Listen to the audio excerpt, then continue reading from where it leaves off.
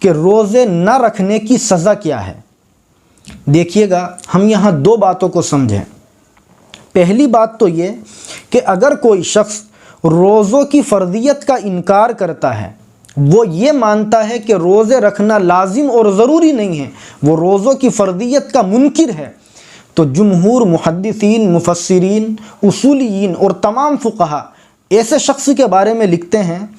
کہ وہ شخص اسلام سے اور ایمان کے دائرے سے خارج ہے۔ اور دلیل اس کی یہ ہے، وجہ اس کی یہ ہے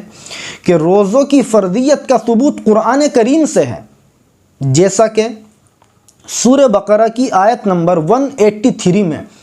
اللہ تعالیٰ ارشاد فرماتے ہیں، یا ایھا الذین آمنوا کتب علیکم الصیام کما کتب علی الذین من قبلکم، کہ اے ایمان والو، تمہارے اوپر روزے فرض کیے گئے ہیں جیسا کہ تم سے پچھلی امتوں کے اوپر روزے فرض کیے گئے تھے۔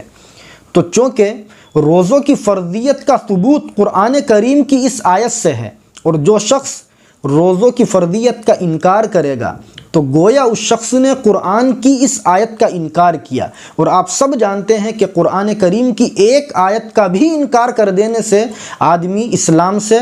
باہر چلا جاتا ہے، ایمان سے خارج ہو جاتا ہے۔ اس لیے اگر کوئی شخص رمضان کے روزوں کی فرضیت کا منکر ہو، وہ یہ مانتا ہو کہ روزے رکھنا لازم اور ضروری نہیں ہے، تو وہ شخص اس نظریے کی بنیاد پر ایمان کے دائرے سے خارج ہو جائے گا۔ اللہ ہماری حفاظت فرمائے۔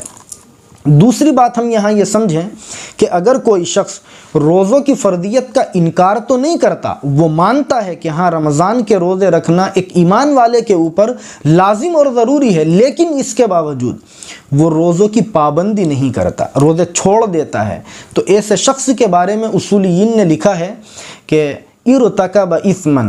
کہ وہ شخص روزے نہ رکھ کر گناہ کا ارتکاب کرتا ہے، لہذا اس کے لیے معافی اور اللہ تعالیٰ سے استغفار لازم اور ضروری ہے۔ اس کے علاوہ یجب علیہ ان یتلافی، اس شخص کے اوپر یہ بھی لازم اور ضروری ہے کہ اس نے رمضان کے مقدس مہینے میں جتنے روزے چھوڑے ہیں اتنے ہی روزوں کی رمضان کا مہینہ گزرنے کے بعد جلد از جلد قضا کر لے